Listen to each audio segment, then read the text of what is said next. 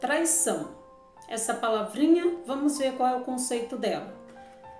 Então, nós temos aqui traição, 3 sílabas, um substantivo feminino, ação ou efeito de trair ou trair-se, ou seja, você pode trair a você mesmo ou a você mesmo. Deslealdade, perfídia, infidelidade amorosa. Traiçoeiro, adjetivo que atraiçoa, desleal. Em que há traição, atitude traiçoeira. Traído é um adjetivo também que sofreu ato de traição, atraiçoado. Traidor, é adjetivo ou pode ser também um substantivo masculino, que ou quem atraiçoa. Trair é um verbo transitivo direto, porque quem trai, trai algo ou alguém. Então ele precisa aí de um complemento. Proceder deslealmente em relação a atraiçoar, enganar. Traiu sua melhor amiga, tomando-lhe o marido.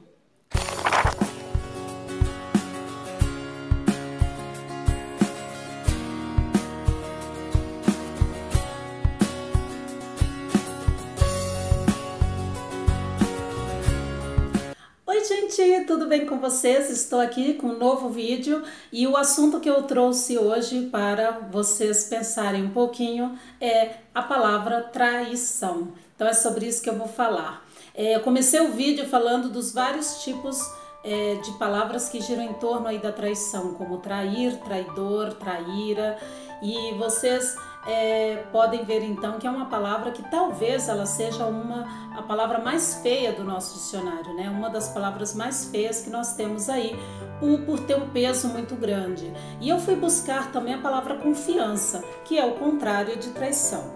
Então, confiança é um substantivo também feminino, fé ou crédito em algo ou alguém, segurança em suas próprias ideias, ações, bom conceito que alguém inspira em outrem. Confiante, que confia, que se mostra crédulo, que demonstra segurança, firmeza. Confiar, ter confiança ou fé. Comunicar segredo a alguém. Por exemplo, entregar em confiança. Aqui, confiou o filho a um tutor. Então veja que a palavra confiança ela vem carregada de um sentimento bom, ao contrário de traição.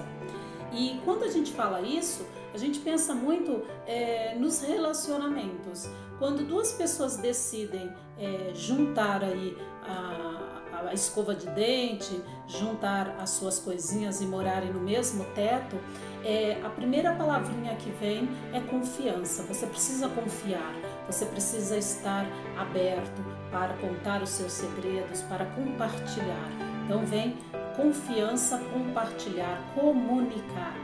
E quando você faz esse juramento, então, na frente de Deus, isso fica muito forte, porque você acredita naquela pessoa que está ali do seu lado, que vai passar a conviver com você.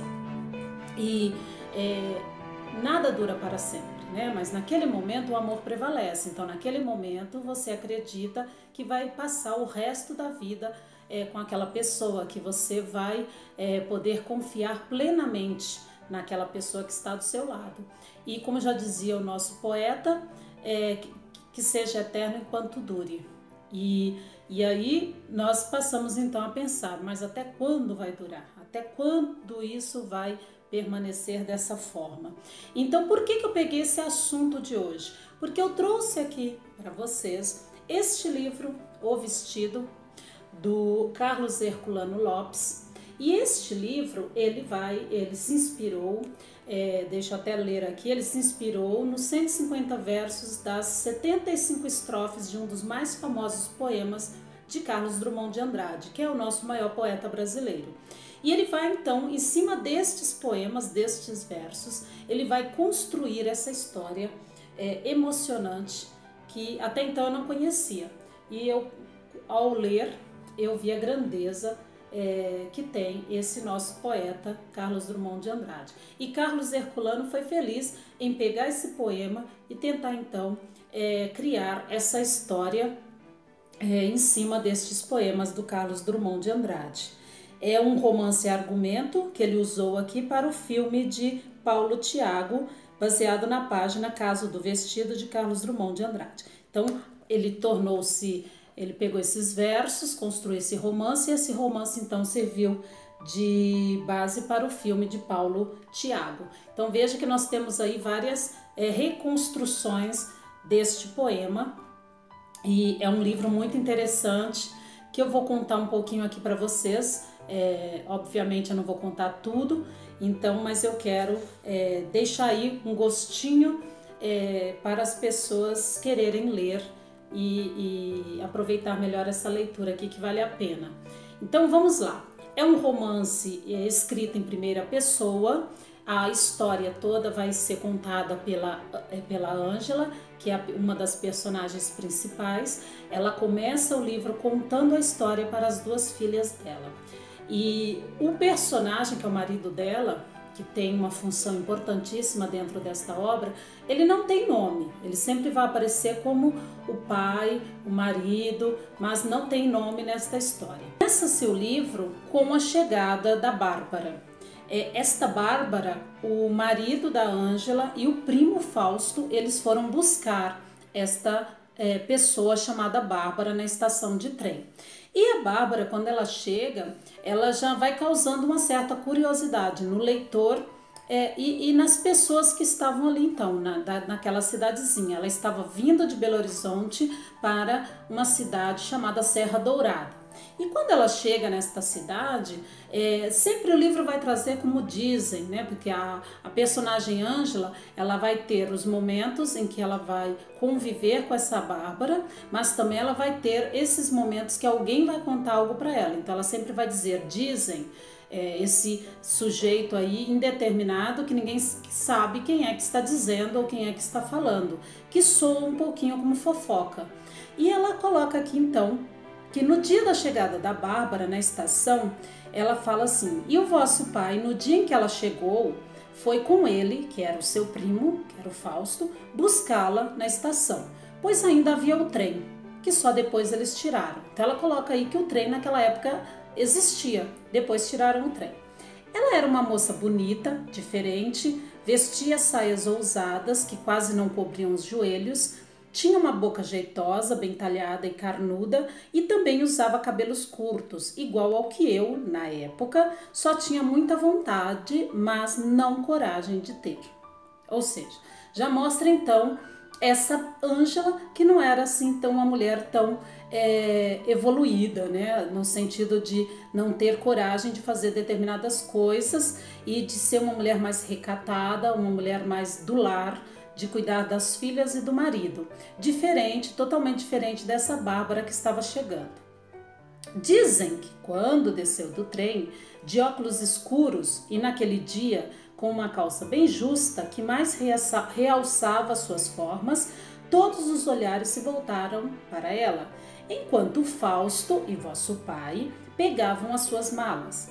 A sua simpatia, não há como negar, a todos contagiava. E sobre ela, que também era atriz e até em jornais já havia saído, há muito Fausto vinha falando. Então veja que esse Fausto, que era o primo do marido da Ângela, falava-se muito dessa Bárbara que ia chegar então nesta cidade, Serra Dourada, e viria de Belo Horizonte. Então já era uma pessoa que estava então causando um certo tumulto antes até da chegada ali naquela região. E quando ela chega, então, aqui mostra que todos os olhares na estação se voltavam para ela. E nesse dia, o Fausto convidou a Ângela e o esposo, né, que é o marido aí de quem ela fala, para irem jantar na casa dele, porque ele ia dar um jantar em homenagem à chegada da Bárbara. E nesse mesmo dia, o marido chega com vestido para a Ângela. E ela vê esse vestido de renda e, embora ela ache um vestido muito bonito, ela acha que é um vestido muito decotado e muito sexy para ela. Então ela sente um mal-estar quando ela recebe aquele vestido, como se fosse uma maldição que tivesse naquele vestido. Então ela não gosta, mas ela não fala nada. Ela vê a empolgação do marido em querer ir ao jantar e então aquilo já é como sinal de que algo errado estava acontecendo ali. E à noite eles vão então para o jantar. Quando eles chegam na casa do Fausto, eles são recebidos logo pela Bárbara. E ela começa a observar então aquela moça, que todos os olhares ali naquela casa voltavam-se para ela, por ela ser muito simpática, por ela ter uma alegria contagiante. E ela contava os países que ela viajou, ela fumava, aquilo já soava diferente para a Ângela. E ela percebia ali que os homens, principalmente daquela casa, estavam muito interessados em ouvir aquela pessoa, a Bárbara. E ela percebe que o marido está muito encantado com aquela mulher. Então você já começa a perceber aí o que pode acontecer de todas essas relações aí, de todas essas convivências. E o Fausto, ele era um primo que fora interessado na Ângela há um tempo. Então isso fica evidente na história. Mas a Ângela, por amar muito o marido, a Ângela não tem mais aquele sentimento que ela tinha pelo Fausto.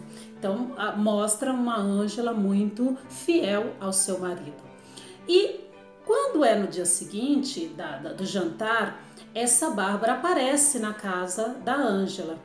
Quando ela aparece, a Ângela recebe, ela entra, ela vai então tomar ali um café, as duas ficam conversando e a Ângela a convida para ir até o seu quarto para mostrar o vestido de renda que ela ganhara do marido. E quando ela mostra o vestido, a Ângela fala que ela não quer usá-lo por ele ser muito decotado. E a Bárbara então fala para ela, incentiva a Ângela a usar o vestido e ela ainda fala, afinal foi seu homem que te deu. E ela acha estranho essa fala, foi seu homem, porque nunca ninguém tinha usado esse termo para com ela, ninguém tinha falado dessa forma. Então ela acha estranho, mas até então ela não fala, não faz nenhuma menção. E aí, quando a Bárbara estava saindo da casa dela, o marido está chegando e ela percebe que a Bárbara dá uma olhada diferente para o marido dela. E ela fica então meio assim, já imaginando o que estaria acontecendo ali entre aqueles olhares. Ela é uma mulher muito intuitiva, então ela já fica percebendo ali que alguma coisa não está correta, não está certa entre eles. E ela aparece então uma personagem chamada Tia Zilá. A Tia Zilá é a personagem aí que vai trazer a razão. Então a Tia Zilá é a única pessoa da história que não confia na Bárbara. E ela está sempre tentando alertar a Ângela em relação à Bárbara. Olha, toma cuidado, não confia nessa mulher, não coloca essa mulher dentro da tua casa, fica esperta. E isso vai se repetindo nas narrativas. Então você começa a pensar, será que essa Tia Zilá está correta? O que está acontecendo, né? Será que ele vai trair a Ângela? Será que não vai? Uma mulher tão dedicada. E aí, meus amores, acontece o seguinte, acontece desse marido ficar muito envolvido com essa Bárbara e no dia o que acontece? A Ângela, ela dá o vestido de presente para a Bárbara, porque ela acha que vai ficar melhor no corpo dela. Então, no dia do Réveillon, na festa de Réveillon, que era para ela usar o vestido, ela pega, quem é que chega com o vestido? Ninguém menos que a Bárbara. E ela então chega toda bonita com aquele vestido e todas as pessoas do baile começam a olhar. Ela quer dançar com o marido, mas ele fala que ele tem que pegar umas bebidas e tudo e que ele não poderia dançar naquele momento. E ela então percebe a chegada da Bárbara. Bárbara chega radiante, no vestido de renda que ela havia dado para ela. E a própria Ângela fala que ela chegou como se fosse como uma princesa no conto de fadas, de tão linda que ela estava. E ela chega e todos os olhares se voltam para ela, como sempre, e quando o marido da Ângela vê a Bárbara chegando, adentrando o salão, ele fica paralisado. É como se ele perdesse ali o juízo. E ele fica então paralisado, enfeitiçado com aquela mulher que está entrando no salão. E a Ângela percebe que as pessoas já estavam comentando, as pessoas falavam, por que você deixou entrar uma pessoa dessa? Uma pessoa dessa não é uma pessoa própria para frequentar o baile. A tia Zilá já tinha alertado a Ângela que para ela ficar de olho aberto, porque estavam todos já comentando a atenção que o marido dela estava dando para essa Bárbara. Então que ela tinha que ficar mais esperta, porque todo mundo já estava sabendo, menos ela que se fazia de cega. E então neste baile acontece da Bárbara ir até a mesa da Ângela e pedir, né, o marido da Ângela para dançar, pedir para que ele fosse dançar com ela. Então ela chega com um copo de uísque, conversa, toda simpática, toda agradável, e aí chama o marido da Ângela então para dançar, para eles dançarem. E ela vai. E a Ângela percebe então que aos poucos ela está perdendo o marido para a Bárbara. E o que acontece então? Entre muitas bebidas, eles acabam dançando, acabam ficando muito juntos. Após então a saída da Ângela do baile, junto com a tia Zilá, o marido, ele então dançando ali com a Bárbara e todo envolvido, onde eles estavam ali trocando beijos e abraços, eles procuram um lugar mais reservado, longe dos olhares de todas aquelas pessoas, e então os carinhos ali se evoluem. E o que acontece? Quando o marido está muito envolvido com essa Bárbara, ela se enrola e ela não quer mais que ele o toque. Então ela se afasta dele e ele fica enlouquecido então, e ele se ajoelha e ele pergunta para ela o que ele tem que fazer para ter o amor dela. E aí a Bárbara então coloca o seguinte: se me queres de verdade, se me amas como falas, então diga à sua mulher que venha a mim e despida do seu orgulho, me peça, me implore para que eu durma com você. Veja a loucura que é então a psicologia que é colocada aí nesses relacionamentos. E veja que o trato que ela faz então com o marido da Ângela, o que ela coloca aí, o que ela pede para ele. E esse homem enlouquecido então vai procurar a Ângela, vai procurar a própria esposa para que ela então peça para que a Bárbara fique com ele. E é aí que começa o grande problema do livro, né? Porque será que a Ângela vai abrir mão do grande amor da vida dela, do marido dela, pai das 2 filhas que ela tem, para ficar com a Bárbara? Então o livro assim, é uma loucura, você vai lendo, você vai se envolvendo, você vai vendo como é que pode uma situação dessa acontecer, né, num relacionamento, e até que ponto você é capaz de passar por cima de tudo para conseguir o que você quer.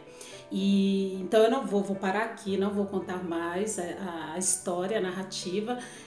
Se vocês quiserem, vocês peguem o livro então e vão ler. Esse livro, O Vestido, de Carlos Herculano, ele nos coloca, ou ele coloca o leitor a pensar a respeito de se vale a pena você, de repente, abrir mão de algo que você levou anos para construir, principalmente a família aí, como a da Ângela, que ela já tinha 2 filhas com esse marido e ela era uma pessoa, uma esposa honesta, uma pessoa que estava ali o tempo todo cuidando dele. Será que vale a pena abrir mão por causa de um impulso, de uma atitude impensada, de algo que ali ele quer naquele momento, mas que muitas vezes depois isso não vai fazer diferença para ele? Então, será que é certo isso?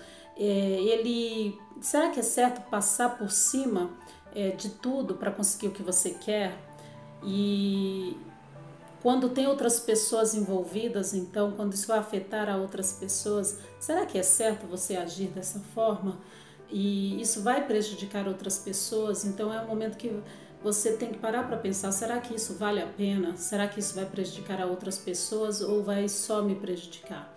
Então você tem que fazer essa reflexão, porque como foi dito no começo do vídeo, a traição é algo que machuca, é algo que uma vez acontecida aí, uma vez que a confiança foi quebrada, não se junta mais. É muito difícil você ter a confiança da pessoa novamente, uma vez que você traiu essa pessoa. Então, um caso aí para repensar. E o livro, ele é muito bom porque você começa a se imaginar naquela situação. A mulher, ela é um pouco mais reflexiva em relação a isso. É difícil a mulher de repente agir por um impulso assim, porque e jogar, né, desconstruir tudo aquilo que ela construiu, que são a família, né, os filhos que estão envolvidos aí nessa relação.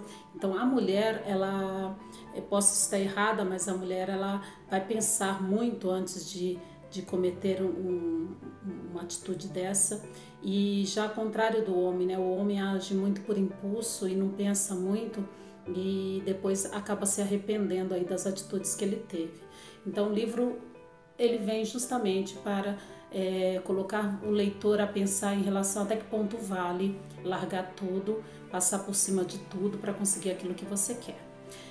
Então fica aí uma dica de leitura, e se você gostou do vídeo, se você gostou do assunto, você coloque aí os seus comentários, compartilhem, dá o seu like, acione o sininho para receber novos vídeos, que eu vou trazer novos livros, novos temas para serem discutidos aqui, e deixem aqui o seu comentário do que você achou e do que você pensa a respeito desse assunto, ok? Então um grande beijo para vocês e até o próximo vídeo. Tchau, tchau.